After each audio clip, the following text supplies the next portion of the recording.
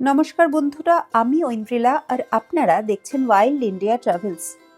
আজ আমরা চলে এসেছি মহারাষ্ট্রের পুনের কাছেই এক অসাধারণ কিন্তু কম পরিচিত বার্ড ওয়াচিং স্পট সাসওয়াদ। যারা ভিড় এড়িয়ে প্রকৃতির সঙ্গে একা সময় কাটাতে ভালোবাসেন তাদের জন্য এই জায়গাটা সত্যিই স্বর্গ। ভিগওয়ান ও সাসওয়াদের এই ট্রিপ হয়েছিল 2025-এর আগস্টের 20 তারিখ। ঘোর বর্ষার মধ্যে ছিল এই ট্রিপ। এই মহারাষ্ট্র সিরিজে আপনাদের সাসওয়াদ ও ভিগওয়ানের পুরো বার্ড ওয়াচিং সম্বন্ধেই আইডিয়া দেব। সাধারণত এখানে সারা বছর কম বেশি ওয়াইল্ড লাইফ ট্রিপ হলেও সব থেকে বেশি লোকজন আসেন বর্ষাকালে এবং শীতকালে জানুয়ারি নাগাদ। সকাল সকাল দমদম এয়ারপোর্ট থেকে ফ্লাইটে পুনের দিকে যাত্রা শুরু হলো। কলকাতা থেকে প্রথমে পুনে অবধি যেতে হবে, সেটা ট্রেনেও যেতে পারেন, ফ্লাইটেও যেতে পারেন। কলকাতা থেকে সাসওয়াদের সব থেকে কাছের এয়ারপোর্ট হচ্ছে পুনে এবং রেলপথেও যদি যান তাহলে রেলওয়ে স্টেশনও তাই। পুনে থেকে সাসওয়াদের দূরত্ব প্রায় 30 কিলোমিটার। সময় লাগে 45 মিনিট থেকে 1 ঘন্টা পর্যন্ত। বাসে যদি যান তাহলে পুনে সোয়ারগেট বাস স্ট্যান্ড থেকে সাসওয়াদের জন্য নিয়মিত MSRTCর বাস পাওয়া যায়। সময় লাগে 1 ঘন্টা থেকে 1 ঘন্টা 15 মিনিট মতন। পুনে থেকে সাসওয়াদের সরাসরি কোনো ট্রেন নেই। সব থেকে কাছের স্টেশন হচ্ছে পুনে জাংশন। সেখান থেকে বাস বা ক্যাব নিয়ে সাসওয়াদ যেতে হবে। এই হোটেলে পৌঁছে গেলাম, ডিএসপি রেস্টুরেন্ট বলে, ডিএসপি লজ। এখানে আমরা আজকে বিকেল 4টের সময় পৌঁছেছি। আর বাইরে প্রচুর পার্কিংয়ের জায়গা আছে, এই গাড়িগুলোতে করে আমরা সব এসেছি। আর ঠিক উল্টো দিকটায় এরকম ফাঁকা পুরো এরিয়া, খুব সুন্দর জায়গাটা। এখন আমরা জাস্ট পৌঁছেছি, তো একটুখানি ফ্রেশ হয়ে লাঞ্চ টাঞ্চ করে তারপর আমরা আশেপাশে একটু ঘুরে বেড়াতে পারি। দেখি এখানে আশেপাশে যদি কিছু ভালো বার্ডস পাওয়া যায়। চলুন ছোট করে হোটেলের ঘরটা একবার ঘুরিয়ে দেখানো যাক। এদিকে তো রুমটা মানে এসি আছে, টিভি আছে, আর এত বড় যে আরো 2-3টে বেড হয়ে যেত। এখান থেকে বাইরে পর্দাটা খুলে দেওয়া যায়, পুরো সামনে ওপেন এরিয়া। এখানে হোটেল মোটামুটি 2000 থেকে 2500-এর মধ্যেই পাওয়া যায়। সিজন ভেদে এবং অ্যাভেলেবিলিটি অনুযায়ী হোটেলের ভাড়া ওঠানামা করে। খাওয়া দাওয়ার খরচ আলাদা। দুপুরে এখানে জম্পেশ লাঞ্চ সারা হলো। भाई इसमें क्या क्या है? ये मिक्स वेज है सर। हाँ और ये पनीर है। हाँ। ये अपना सूखा भाजी। अच्छा अच्छा, ये दाल। ये दाल है, ठीक है। বিকেলে আশেপাশে টুকটাক কিছু বার্ড ওয়াচিং হলো। ভোরবেলা 6টা থেকে 9টা এবং বিকেল 4টে থেকে 6টা বার্ড ওয়াচিং এর জন্য সব থেকে ভালো। এখানে শীতকালে যেমন পরিযায়ী পাখি আসে তেমনি সারা বছর দেখা যায় অনেক রেসিডেন্ট প্রজাতি। এখানকার বিশেষত্ব হলো ঝোপঝাড়, ক্ষেত এবং গ্রাম্য পরিবেশ। এই মিশ্র ল্যান্ডস্কেপের কারণেই এখানে পাখির বৈচিত্র্য দারুণ। বর্ষাকালে বাবুই পাখিদের সিজন। এই সময় তারা বাসা বাঁধে, তাই অ্যাক্টিভিটিও অনেক বেশি।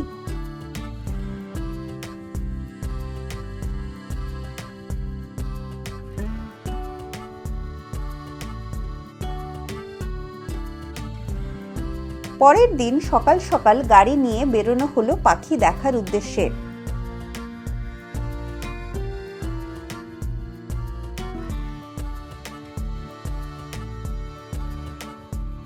সাসওয়াদের আশেপাশে বেশ কিছু জায়গায় অনেক কোয়েল পাখি, বান্টিং ইত্যাদি দেখতে পাওয়া যায়। আজকে সকালের সেশনের উদ্দেশ্য সেইগুলোর ছবি তোলা।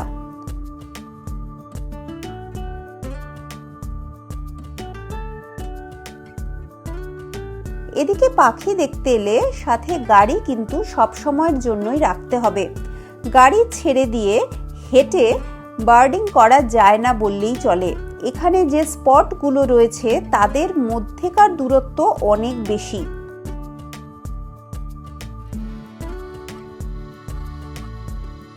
গাড়ির জানালা ফটোগ্রাফারদের বিশেষ পছন্দ, সেই জন্য একটা গাড়িতে খুব বেশি লোক কিন্তু ওঠে না। জানালা দিয়ে অনেক সময় বৃষ্টির মধ্যেই গাড়ি থেকে না নেমেও পাখির ছবি তোলা যায়।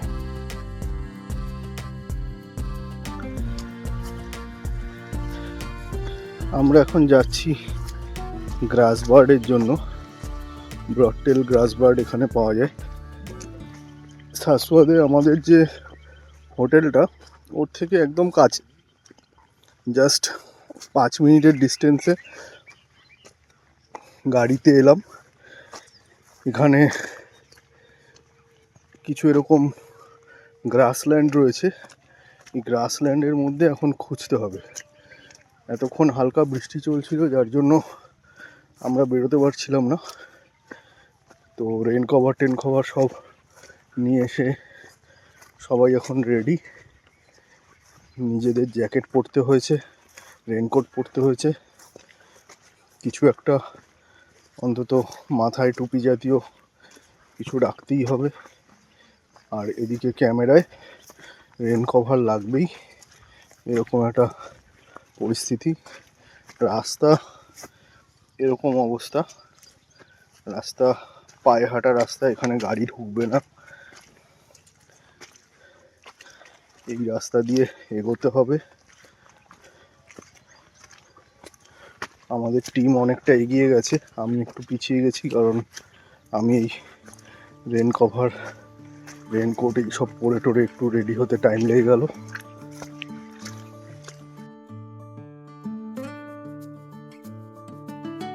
যদি আপনারা সাসওয়াদে পাখি দেখতে আসতে চান তাহলে মনে রাখবেন যে চুপচাপ থাকাটা ভীষণ জরুরি। এই জায়গাটাই এত নিঃশব্দ শান্ত, তাই আলাদা করে অতিরিক্ত শব্দ করলে কিন্তু পাখি দেখায় বিঘ্ন ঘটতে পারে।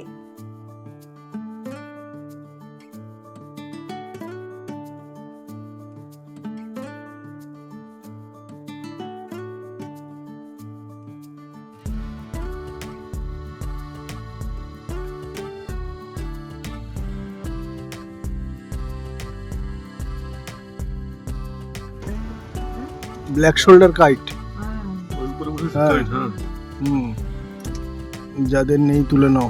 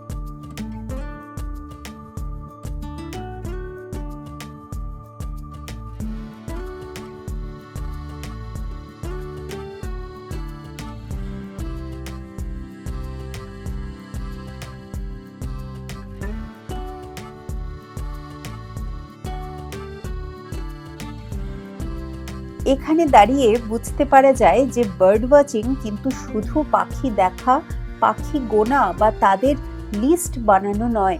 এটা খুব ধীর লয়ের একটা উচ্চাঙ্গ সঙ্গীত। পাখি দেখার জন্য কানকে প্রস্তুত হতে হয়, আর প্রকৃতির সঙ্গে সংযোগ সেভাবেই তৈরি হয়।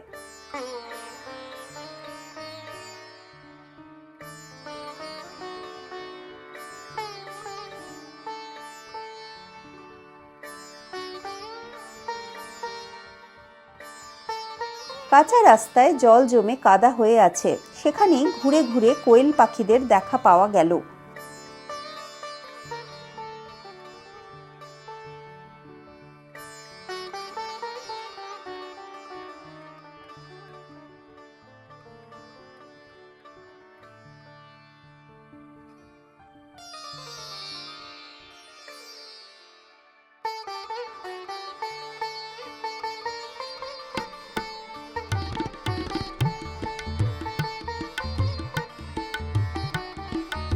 এরপরের গন্তব্য সেলার ফার্ম।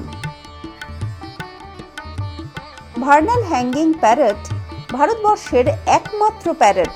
বাকি যতগুলো টিয়া পাখি আপনারা দেখতে পান সবাই কিন্তু প্যারাকিট। প্যারট মানে হলো তোতা পরিবারের সব পাখি। এদের মধ্যে ছোট বড় সব রকমের তোতাই পড়ে, যেমন বিদেশে ম্যাকাও, ককাটু, আফ্রিকান গ্রে সবাই কিন্তু প্যারট। এরা সাধারণত বেশ বুদ্ধিমান হয়, কথা নকল করতে পারে, ঠোঁট হয় মোটা ও শক্ত। প্যারাকিট হলো ছোট তোতা। প্যারাকিট প্যারট পরিবারেরই একটা ছোট অংশ। আকারে একটু ছোট হয় এবং চিকন হয়। লেজটাও লম্বা হয়, খুব চঞ্চল এবং দল বেঁধে ওড়ে। উদাহরণ হিসেবে rose ringed parakeet, plum headed parakeet ইত্যাদি। এক কথায় বললে সব প্যারাকিটই প্যারট, কিন্তু সব প্যারট প্যারাকিট নয়।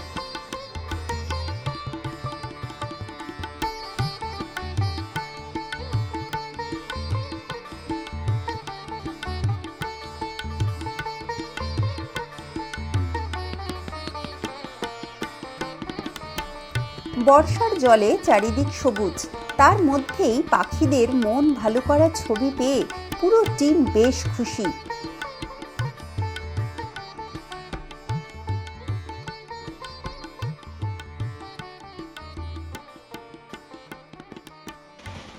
প্রত্যেকের ভালো ভালো ছবি হয়েছে, আর মানে ভালো পজিশন পেয়েছে, সব খাচ্ছে ফুলের মধ্যে, এরকম সব ছবি। অদিতি ম্যাডাম ওখানেই আছে, সবাই খাবে বলে ওয়েট করছে, সব গাড়িতে উঠবে। হ্যাঁ, 3:30 বাজে। আর এখানে একটা ছাউনি আছে, এই ছাউনিতে বৃষ্টি হলে লোকজন এসে বসছে, চা খাচ্ছে। কিন্তু ওভারঅল ভালোই এক্সপিরিয়েন্স, প্রচুর ভালো ভালো শট হয়েছে। পরের গন্তব্য সরাসরি ভিগওয়ান। সাসওয়াত থেকে দূরত্ব 70-80 কিলোমিটার মতন। পুনে সোলাপুর হাইওয়ে অর্থাৎ NH65 ধরে যাওয়া হবে ভিগওয়ানের উদ্দেশ্যে। 1.5 থেকে 2 ঘন্টা মতন লাগবে। আগামী পর্বে সেই ভিগওয়ানের পাখি দেখা নিয়ে কিন্তু বিস্তারিত জানাবো। সেই পর্ব দেখার জন্য অতি অবশ্যই আমার চ্যানেলটিকে সাবস্ক্রাইব করে রাখতে হবে। যদি ভালো লাগে এই পর্বটা অবশ্যই আমাকে কমেন্ট করে জানান। ওয়াইল্ড ইন্ডিয়া ট্রাভেলসকে ফলো করুন ফেসবুকে এবং ইনস্টাগ্রামে।